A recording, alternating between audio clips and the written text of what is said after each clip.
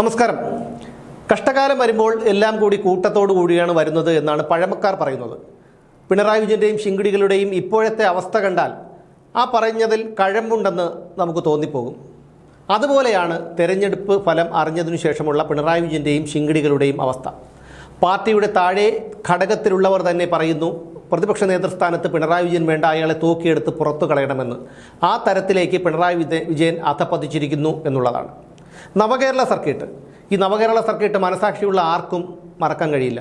നവകേരള circuit എന്ന് പറയുമ്പോൾ നമ്മുടെ മനസ്സിലേക്ക് ആദ്യം ഓടി വരുന്നത് പിണറായി വിജയനും കൂട്ടുമന്ത്രിമാരും ഒരു ബസ്സിൽ നടത്തിയ യാത്രയാണ്.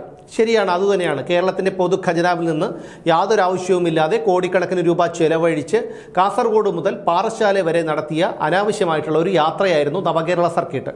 ഈ നവകേരള സർക്കിട്ടിൽ പലയിടങ്ങളിലും മുഖ്യമന്ത്രി പിണറായി വിജയനെ യൂത്ത് കോൺഗ്രസുകാരും യുവമോർച്ചക്കാരും കരിങ്കൊടി കാണിച്ച് പ്രതിഷേധിച്ചിരുന്നു. അതിലൊരിടത്ത് വെച്ചാണ് DYFI ഗുണ്ടകൾ ചെടിച്ചട്ടിയും ഹെൽമറ്റും കൊണ്ട് യൂത്ത് കോൺഗ്രസുകാരുടെ തലതല്ലി പൊളിച്ചത്. അതിനുശേഷം ആലപ്പുഴയിൽ താലൂക്ക് ആശുപത്രിയുടെ മുന്നിൽ വെച്ച് മുഖ്യമന്ത്രിയെ കരിങ്കൊടി കാണിച്ച് പ്രതിഷേധിച്ച 2 യൂത്ത് കോൺഗ്രസുകാരെ എല്ലാ പ്രോട്ടോക്കോളും മറികടന്നുകൊണ്ട് മുഖ്യമന്ത്രിയുടെ ഗൺമാനും സുരക്ഷാ ജീവനക്കാരനും ക്രൂരമായി മർദ്ദിച്ച ദൃശ്യങ്ങൾ നമ്മൾ കണ്ടു. ആ 2 ചെറുപ്പക്കാരിൽ ഒരാൾ യൂത്ത് കോൺഗ്രസിൻ്റെ സംസ്ഥാന സെക്രട്ടറി അജയ് ജൂവൽ കുര്യാക്കോസ്, രണ്ടാമത്തെയാൾ KSU ആലപ്പുഴ ജില്ലാ പ്രസിഡന്റായിരുന്ന AD തോമസ്. AD തോമസ് ഇന്ന് MLA ആണ്. അതാണ് പറയുന്നത് വിധിയുടെ വിളയാട്ടമെന്ന്. എന്തായാലും തങ്ങൾക്ക് മർദ്ദനമേറ്റ കാര്യം ഇവർ പരാതി നൽകി. പക്ഷേ പരാതിയിൽ നടപടിയൊന്നും ഉണ്ടായില്ല. കാരണം പിണറായി വിജയൻ്റെ പോലീസാണല്ലോ കേസൊക്കെ അന്വേഷിക്കുന്നത്. ഈ ചെറുപ്പക്കാരെ പോലീസുകാർ തടഞ്ഞു വെച്ചിരിക്കുകയായിരുന്നു. ആ പോലീസുകാരുടെ കസ്റ്റഡിയിൽ നിന്നാണ് ക്രൂരമായി ഇവരെ വലിച്ചിട്ട് മർദ്ദിച്ചത്. ആ ദൃശ്യങ്ങളൊക്കെ നമ്മൾ കണ്ടതാണ്. അതിലൊരു പോലീസുകാരൻ തെറിച്ചു വീഴുന്നതും പിന്നീട് എഴുന്നേറ്റ് വരുന്നതും നമ്മൾ കണ്ടതാണ്. പിന്നീടാണ് ഇവർ പരാതി കൊടുക്കുന്നത്. പരാതി കൊടുത്തതിന് ശേഷം പോലീസും ക്രൈംബ്രാഞ്ചും ഈ കേസ് അന്വേഷിച്ചു. പക്ഷേ ഗൺമാനും സുരക്ഷാ ജീവനക്കാരനും ക്രൈംബ്രാഞ്ചും പോലീസും കൊടുത്തത് ക്ലീൻ ചിറ്റാണ്. എന്തായാലും അന്ന് പ്രതിപക്ഷ നേതാവായിരുന്ന VD സതീശൻ പറഞ്ഞിരുന്നു, ഞങ്ങൾ ഭരണത്തിൽ വന്നാൽ ഈ ഉദ്യോഗസ്ഥർക്കെതിരെ നടപടിയെടുക്കും, ഇതിൽ അന്വേഷണം നടത്തുമെന്ന്. മുഖ്യമന്ത്രിയായി സത്യപ്രതിജ്ഞ ചെയ്ത് മണിക്കൂറുകൾക്കകം തന്നെ VD സതീശൻ ഇന്നലെ പ്രഖ്യാപിച്ചു പ്രത്യേക അന്വേഷണ സംഘത്തെ പ്രഖ്യാപിച്ച് ഈ കേസിൽ അന്വേഷണം നടത്തുമെന്ന്. അതുപോലെ പ്രത്യേക അന്വേഷണ സംഘത്തെ ഇന്ന് രൂപീകരിച്ചു. ആ അന്വേഷണ സംഘത്തിൻ്റെ തലവൻ AP ഷൗക്കത്ത്. ഇനി ആരാണ് AP ഷൗക്കത്ത് എന്നല്ലേ? 2012 മെയ് 4-ാം തീയതി CPMൻ്റെ വാടക കൊലയാളികൾ വെട്ടിക്കൊലപ്പെടുത്തിയ ഒരു സഖാവുണ്ട്, ഒഞ്ചിയത്ത് സഖാവ് TP ചന്ദ്രശേഖരൻ. ഈ TP ചന്ദ്രശേഖരനെ വെട്ടിക്കൊലപ്പെടുത്തിയ കൊടിസുനിയെയും അണ്ണൻ സിജിത്തിനെയും ട്രൗസർ മനോജനെയും കിർമാണി മനോജനെയും ഒക്കെ മുടക്കോഴി മലയിൽ നിന്ന് തൂക്കിയെടുത്തുകൊണ്ട് വന്ന പോലീസ് ഉദ്യോഗസ്ഥനാണ് AP ഷൗക്കത്ത്. AP ഷൗക്കത്ത് CPMൻ്റെ കണ്ണിലെ കരടായിരുന്നു എന്നും. കാരണം TP ചന്ദ്രശേഖരൻ വധക്കേസിൽ ഗൂഢാലോചനയുമായി ബന്ധപ്പെട്ട് അന്നത്തെ പാർട്ടി സെക്രട്ടറി ആയിരുന്ന കോഴിക്കോട് ജില്ലാ സെക്രട്ടറി ആയിരുന്ന മോഹനനെ കാറ് തടഞ്ഞ് തൂക്കിയെടുത്ത് കൊണ്ടുവന്ന ഒരു ഉദ്യോഗസ്ഥൻ കൂടിയാണ് AP ഷൗക്കത്ത്. CPM അധികാരത്തിൽ വന്നതോടെ അദ്ദേഹം ഡെപ്യൂട്ടേഷനിൽ കേന്ദ്രത്തിലേക്ക് പോയി, പിന്നീട് കേരളത്തിലേക്ക് തിരിച്ചു വന്നു. ഇപ്പോൾ ആലപ്പുഴ ക്രൈംബ്രാഞ്ച് SP ആണ് AP ഷൗക്കത്ത്. അദ്ദേഹത്തിന് IPS കിട്ടാതിരിക്കാനായി പല തന്ത്രങ്ങളും പയറ്റി പിണറായി സർക്കാർ. പക്ഷേ ഫലമുണ്ടായില്ല, അദ്ദേഹത്തിന് IPS കിട്ടി.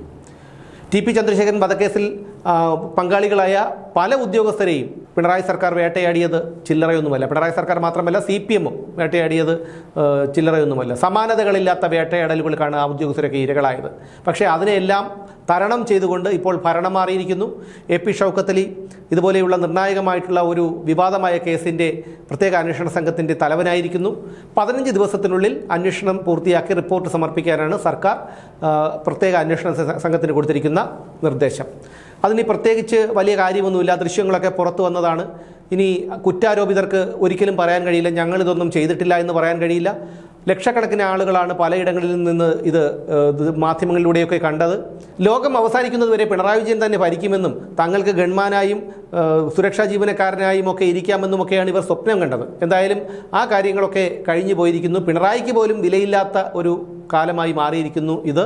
എന്തായാലും ഈ നരാധവന്മാരായ ഈ 2 ഉദ്യോഗസ്ഥർക്കെതിരെ വകുപ്പ് തല നടപടി ഉടനെ ഉണ്ടാകുമെന്നാണ് അറിയുന്നത്. അതിനുശേഷം 10-15 ദിവസത്തിനുള്ളിൽ റിപ്പോർട്ട് സമർപ്പിക്കും. ആ റിപ്പോർട്ട് സമർപ്പിച്ചു കഴിഞ്ഞാൽ ഉടൻ തന്നെ അടുത്ത നടപടികളിലേക്ക് നീങ്ങും എന്നുള്ളതാണ് ഇപ്പോൾ പുറത്തു വരുന്ന വിവരം. അന്ന് ഈ ക്രൂരമർദ്ദനത്തിനിരയായ AD തോമസ്, അദ്ദേഹം ഇപ്പോൾ MLA ആണ്. അദ്ദേഹം പറയുന്നത് ഇപ്പോൾ ചരിഞ്ഞു പോലും തനിക്ക് കിടക്കാൻ കഴിയുന്നില്ല. അതിൻ്റെ ശാരീരിക അവശതകൾ, തലയ്ക്കൊക്കെ ലാത്തി കൊണ്ടുള്ള അടിയേറ്റാനുള്ള ഒരു അവസ്ഥ നമുക്കറിയാം. നമ്മുടെ തല കയറി ഒന്ന് ഭിത്തിയിലിടിച്ചാൽ പോലും എത്രമാത്രം അസ്വസ്ഥതയും വേദനയുമാണ് നമുക്ക് ഉണ്ടാകുന്നതെന്ന് നമുക്കറിയാം. അവിടെയാണ് ഈ നരാധമന്മാർ.